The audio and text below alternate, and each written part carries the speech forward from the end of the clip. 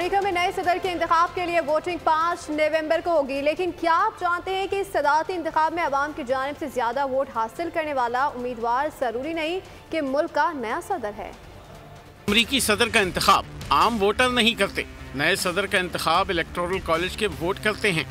Electoral college में 538 अरकान होते हैं। किसी भी उम्मीदवार को सदर बनने के लिए 270 इलेक्टोरल वोट दरकार हैं। ज्यादातर रियासतें अपने तमाम इलेक्टोरल वोट उसी उम्मीदवार को देती हैं जिसे अवामी वोटों की अक्सरियत हासिल हो। इसकी मिसाल यूं है कि अगर रियासत टेक्सास में एक उम्मीदवार 50% वोट लेता है तो उस रियासत के तमाम 38 इलेक्टोरल वोट्स भी उसी के हो जाएंगे। इसके अलावा स्विंग रियासतें भी होती हैं जहाँ के वोट किसी भी उम्मीदवार का पलड़ा भारी करते हैं। तो समझ लें, कोई उम्मीदवार कितना ही मकबूल क्यों ना हो और उसे कितने ही अवामी वोट क्यों ना पड़े, उसकी कामयाबी का दारोमदार इलेक्टोरल नताइज पर होगा।